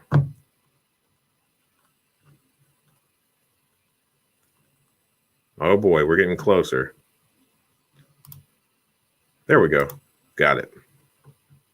Yeah, absolutely. JJ, I completely agree. It is the best thing out there. Since sliced bread, they say. Yeah, so I mean, if you want to buy a pre-foreclosed property, there are really two options I think that you can do. You can either wait for it to go all the way through foreclosure, which sometimes is the best option because a lot of times, especially on your lower valued homes, sometimes the individual that is getting foreclosed on might owe like 60 grand on the property, and the property is only worth like 30. So it makes sense to let it just foreclose because there's no real way to help that person if the loan that they have is greater than the property's worth. So in situations like that, it would make most sense just to let it go to foreclosure and bid against other people. And hopefully the bank doesn't show up. Now, sometimes the bank does show up, and especially if it's a Fannie Freddie loan, they will bid it up to the loan amount and then sell it back to the government because it's a federally backed loan. And then the government will turn it into a HUD home, and they will do some sort of like appraisal, mysterious government things in order to sell it as a HUD home. So, or you could negotiate with the current owner. That's the other way. Sorry. And figure out how to help them and avoid a foreclosure happening to them, which they will be very appreciative to you for. But it's very much so a time intensive building a relationship with that individual, gaining their trust and walking them through. Like somebody earlier said, I think it's very much so an educational type thing. Are you still on track to helping 10 people purchase 10 properties in 3 years? Yeah. Yeah, I would say, man, I think we're cruising through it. I mean, I think that may have been a little bit low. I think just how many people are buying properties in that mastermind group. Man, I'm gonna. I know I've said this so many times, but I'm gonna get that spreadsheet set up so that we can actually keep track. And I'm working diligently. I've got one trick up my sleeve that should really be able to help that. We'll see though. How do I go about getting my wife involved in real estate? I think just getting her involved. I mean, make it fun. That's what I do for my kids. I mean, if your wife's not interested, I think it's probably a communication issue about real estate investing. And I think if you were to clearly articulate why real estate is important for the future of your family, and how real estate will allow you guys to live the lives that you've always wanted to, I think really painting a very clear picture. I mean, in theory, just like the financial stability that real estate offers, like is a worthwhile endeavor. So I think if you really work to articulate the why real estate, the why of real estate being important, I think you could probably get her on board by painting a clear picture. And then just make it fun, make it exciting. I mean, not everybody would listen to like hours of podcasts. At first, I tried to get my wife to read all of the books that I read and listen to all of the books that I listened to and listen to all the podcasts as well. And it was just too much. I mean, she's a stay-at-home mom. She's got like 4 kids screaming in her ear all day. So that is absurd for me to have those expectations of her. And then at a certain point, I mean, she loves it. She loves going around to properties with me when we have the ability to do so. And she also enjoys like, listening to me talk about it. But, it's not feasible for her to be too involved at the moment because of our wonderful, wonderful kiddos.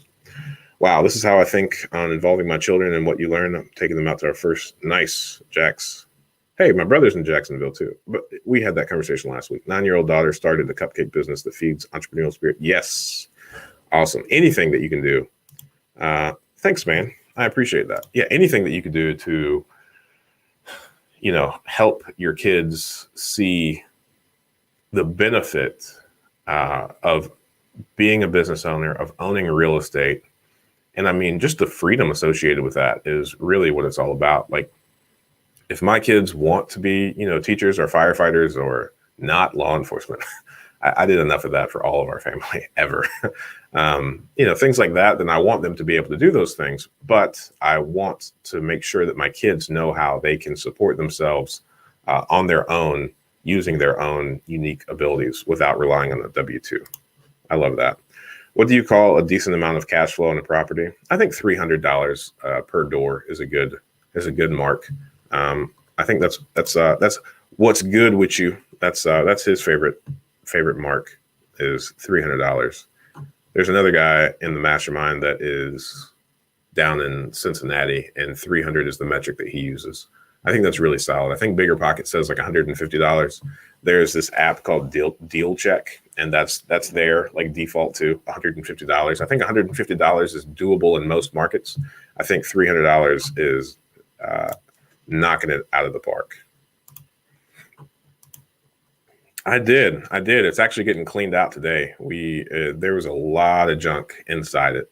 So I thought he was going to have it cleaned out by the time that we closed, but that was not the case, which is okay. He's an older gentleman, and I don't think I know he got a dumpster out there and filled up one dumpster full of stuff. So I did see that just as I was driving past it. So he tried. He gave it a valiant effort, but we got a good deal on that property. I'm not mad about it. It's costing me $1,200 to clean out everything inside of it and to do a lot of the demo work, but it needs some love. There's a young guy that I've known for like a year and a half. He's been on the live stream a couple of times, just in the comments, not like on here with me, but he's interested in putting like a Mexican restaurant there. And that is the avenue that we're currently exploring. So on Monday, we're meeting somebody out there that just knows how to build a restaurant, and see like what all we need to do and what costs are associated with that. But that would make me really happy. I would love to lease to a Mexican restaurant where I could eat tacos every day. If I could eat tacos every day for lunch, I would be a very, very happy individual. House hacking would have been my first route if I knew what I know now in 2020. Yeah, I accidentally house hacked. I bought my first house when I was 23 just because the apartment that a friend of mine and I were living in, they just kept raising our rents. We started at like $950, and if we stayed for like 2 years. And the third year, they sent us a message saying it was going to go up to $1,300 a month. And she's like, "This is absurd. It's a 2-bedroom apartment."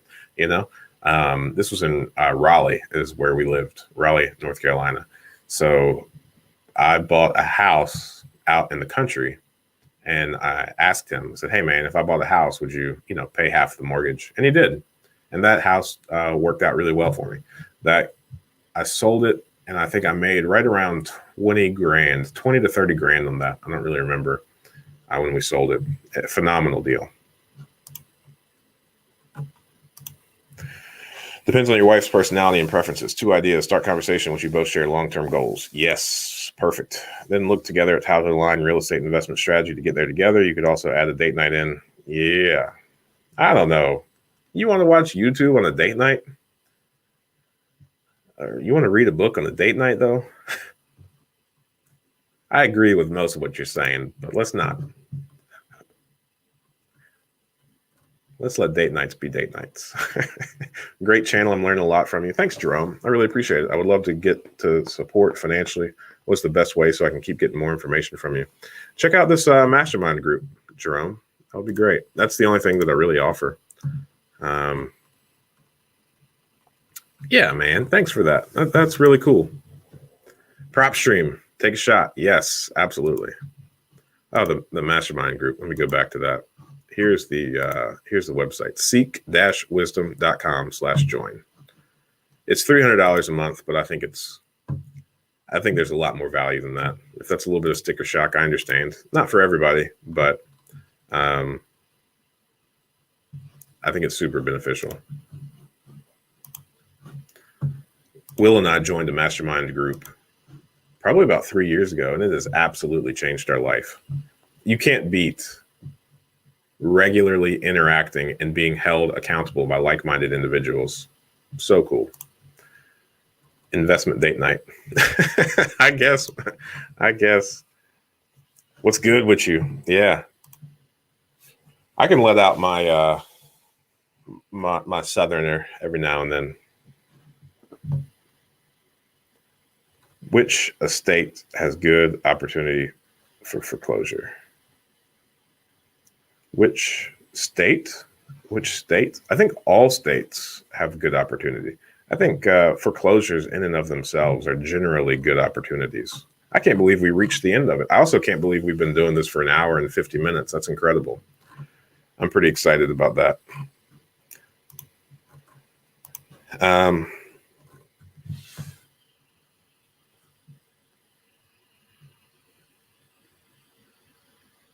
I think there's equal opportunity in every state.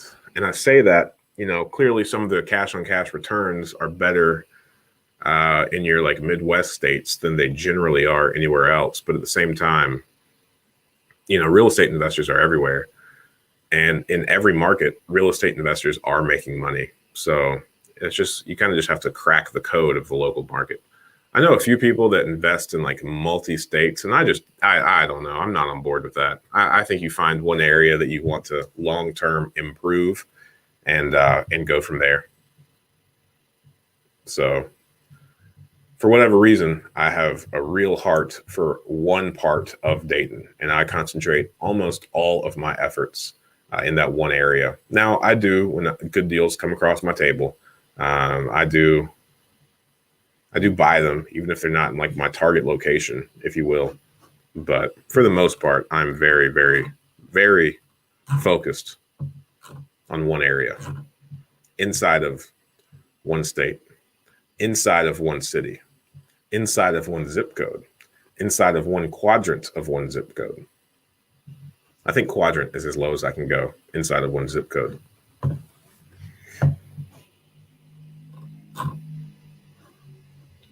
Well, any other questions? I can't believe we went 2 hours. That was pretty nonstop. I'm really pumped for that. And there's still 20 people in the live stream. I think the highest was 30, which is phenomenal, in my opinion. That's the most people that we have ever had on the live stream. And you guys are awesome. You guys have all asked some extraordinary questions. And we had some really good, I like to call them conversations, even though it's just me talking at this camera. I know you guys are on the other side asking the questions and listening. So I really appreciate it. Man, like I said, this is outside of, family stuff. This is definitely the highlight of my week. I don't know. That's a toss up between the masterminds, because the masterminds are like on a Zoom call where I get to see everybody, and I regularly talk to all of the same people, and we're all able to like help each other through things and problem solve. So maybe it's a toss up between the mastermind group and this live stream. It is the first time for me today to watch you. Well, thank you. I would butcher your name. I know it's not iSam. iPhone has ruined names that start with I, including Ingram. It's not Ingram. Thank you. Good luck to you. I really appreciate you being on here for the first time. Please subscribe.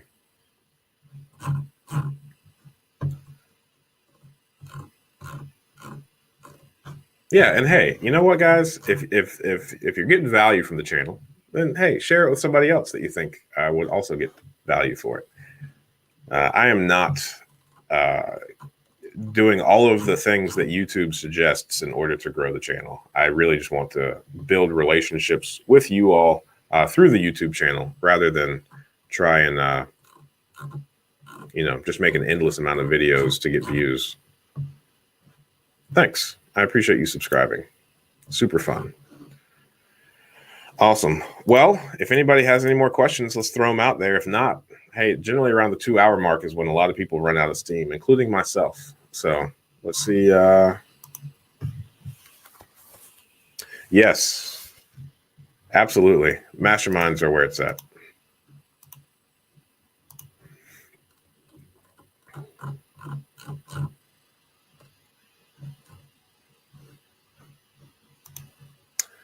%0 car loan. That's how could you say no to that? And why would you say no to that? I'm not necessarily about like borrowing money for cars or anything that's not like a cash flowing investment, right? Like consumer debt is bad. Any debt that doesn't make you additional money is bad. But if you can keep, 20 grand, 30 grand, however much you're spending on a vehicle, if you can keep that in your pocket and slowly pay for it, even though it's depreciating, you're able to utilize the 30 grand to go make more money and it's not costing you anything. So it puts you so far ahead. Nice. Awesome. I'm really happy about that. He didn't tell me. Yeah, see where my finder's fee is. I'm just kidding. Totally kidding.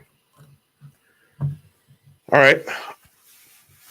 Well, no more questions.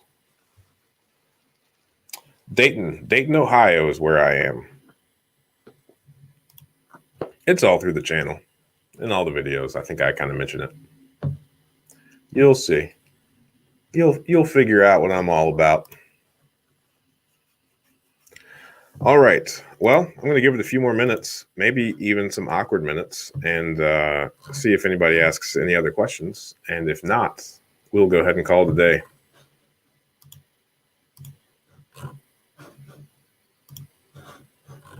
I say awkward minutes because I'm not above just staring into the camera, waiting on you to type a question in.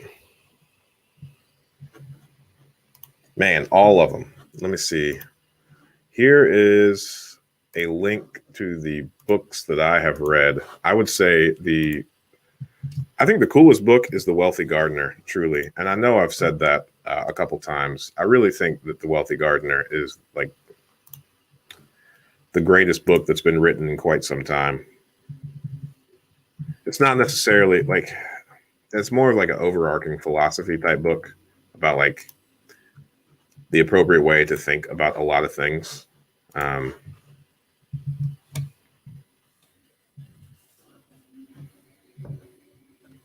I would recommend it.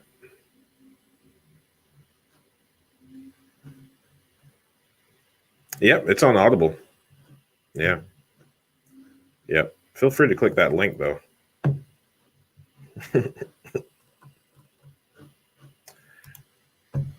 What was the worst home purchase? One of the things that I did really well, that was kind of along the lines of what you just said, is, I really, when I first realized I wanted to invest in Dayton, I surrounded myself with other real estate investors here in Dayton, and I formed a little like an informal board of directors, right? So before I made a purchase, I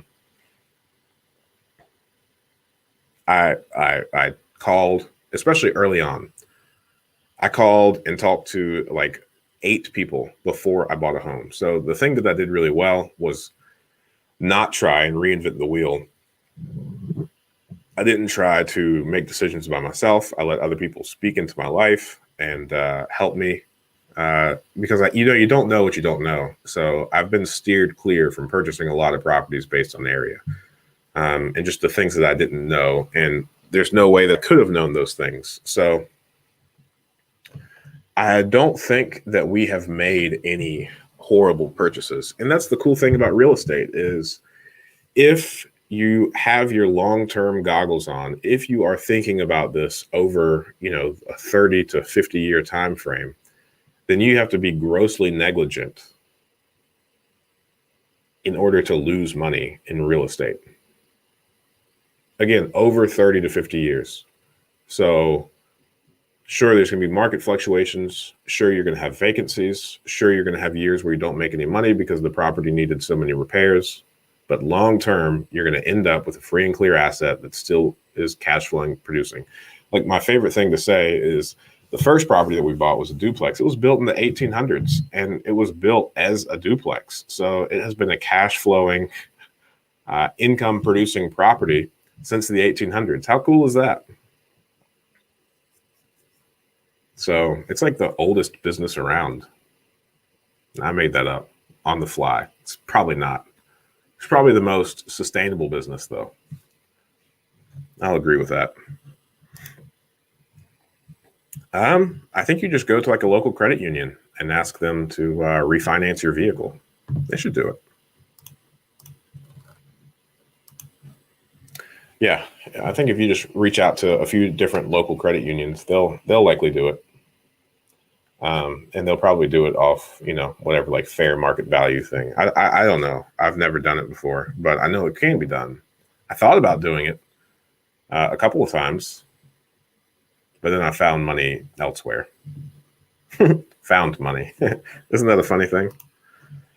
I have a W-2 job, great credit, own my home, and money in the bank. How should I start real estate investing? You should start by education. I said it earlier. I moved up here and I got out of law enforcement in April. And that's when I started really, really researching on real estate investing. And I didn't buy my first property until August of that year. So I did 4 months of just hardcore reading, podcast listening, networking with other investors, going around meeting, tons of people that knew the things that I wanted to know, became friends with them, and really just started taking their advice. So education, networking is how you should start. You should not start by just going and buying a property without doing those other things first. That will cost you a lot of money in the long run because you aren't opening yourself up to all the wisdom that people have to offer. Wisdom.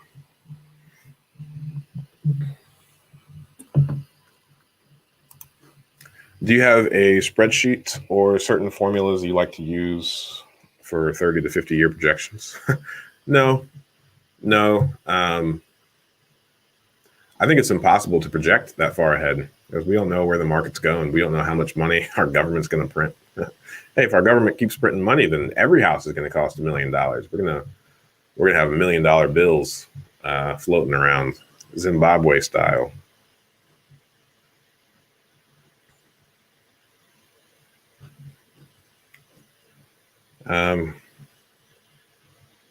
There's an app called Deal Check. You should check that out.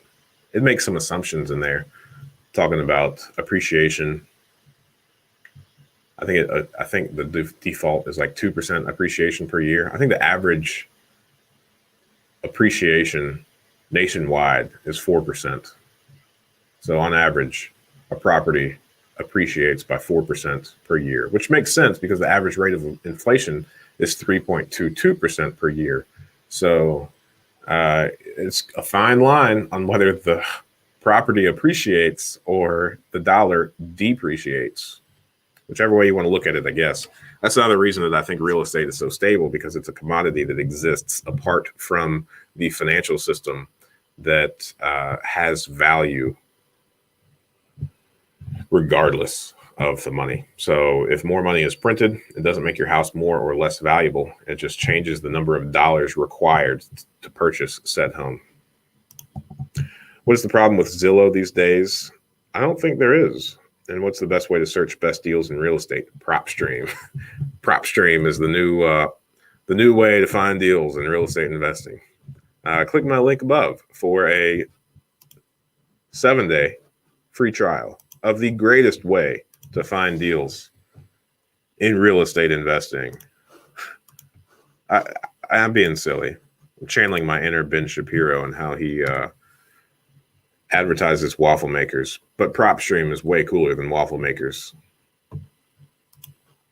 Yeah, you can find money. You just found money in your car. You just didn't realize that you could utilize it as such.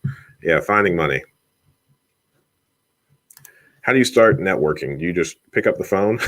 No, don't do that. People don't want to talk to you. The best way to get a hold of me is via text message. Please don't call. Oh, man.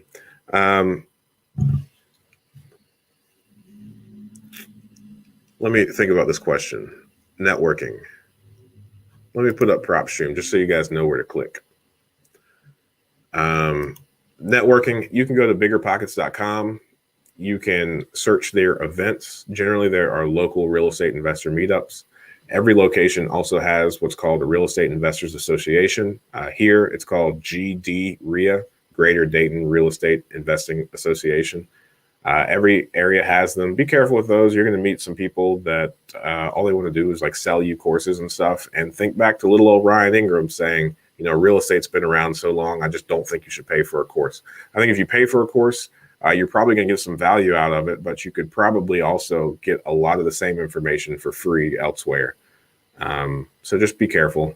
Now, I am a fan of buying books, but generally courses are compilations of what you would find across 30 or 40 books just in one course. So, one of my other favorite Bible verses is there's nothing new under the sun. You know what? I don't think that's a Bible verse. I just think it's a thing that people say. No, I'm pretty sure it's in the Bible. I'm going to have to fact check myself later. It's unimportant. I'm just saying there's nothing new under the sun. Everything that somebody could say in a course has already been said before. It's just about tracking down where that information is said. And this is really good. I just want to encourage people to not let their fears prevent them from making dreams come true. You can't be committed to both your dreams and comfort zone. Man, well said. Well said, buddy. That's awesome. I love that. Yeah, everybody listen. Listen to what's good.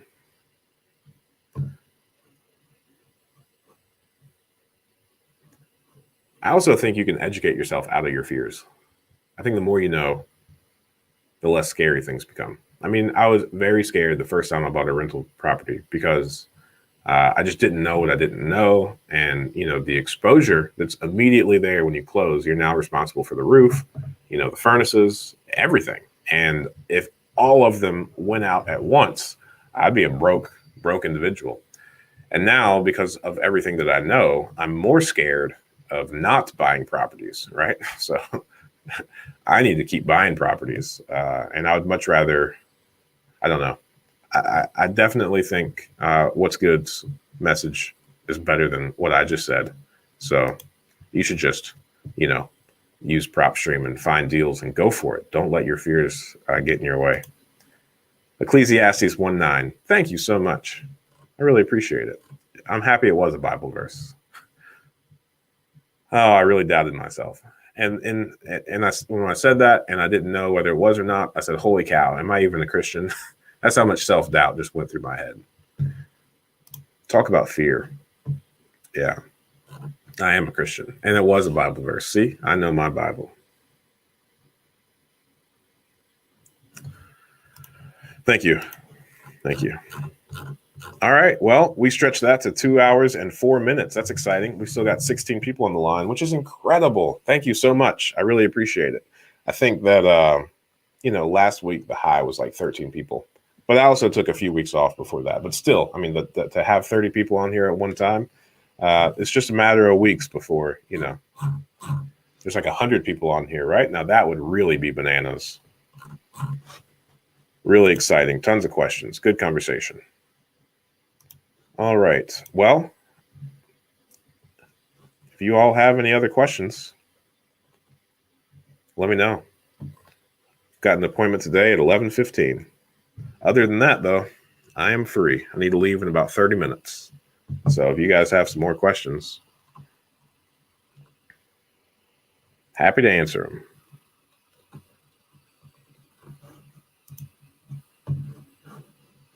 Do you mentor? In a sense, yes. The only thing that I offer is that mastermind. I do want to keep. I mean, I really love the mastermind. I think that is a. Let me put that up again. I think that's like the only form of mentoring that I'll do. I don't think. Nope, that's my email address. You can email me. Yeah, seek-wisdom.com/join. That's the link for the mastermind. That's the only type of mentoring that I do. I'm not going to sell any courses ever, and I'm probably not going to do like one-on-one mentoring. I have gone back and forth on blocking out, a couple hours per week for like taking one-on-one phone calls because I get a lot of requests for that. But I haven't arrived at a conclusion on that yet. I love children. We just had a baby on 12/1, and that kind of threw a wrench into my normal routine on things. So I'm starting to feel like we're getting back on track, and then I'll start actually being able to do things. Right now, I feel like I am, just kind of treading water in the ocean with like waves just coming over my head. I'm just like happy to be alive today and to have slept last night. Oh, yes, absolutely. I'm excited about it. I'm really excited about it. I love this thing. So happy. All right. Well, that was a decent amount of me talking. And one good question from H. Reminds me of James Bond. What was it? Q? Just a one-letter name. Yes. Try to start your new business. Good work. Congratulations on a kid. I think they're so much fun. I love kids. Man, that's awesome. You are setting your kid up so well by thinking about these things and doing these things now. Our youngest was on 6/20, so I understand. Yeah, you're still in the thick of things too. That's awesome. The fourth kid that we had, the hardest part about it was the other three kids, because my oldest is 4, so we have 4 kids under 4, and the other 3 don't have the ability to entertain themselves or even do things on their own yet. So it's been tough, but it's been tons of fun. I wouldn't change it for the world. Awesome. All right. Well, let's call it a day. I appreciate it. Thank you guys for being on here. Please like the video, the live stream. And next week, Friday morning, 8 a.m., same time, same bat channel. Let's do it again. Come up with some questions throughout the week, and we will get them answered. Thanks, guys. I will see you all very soon.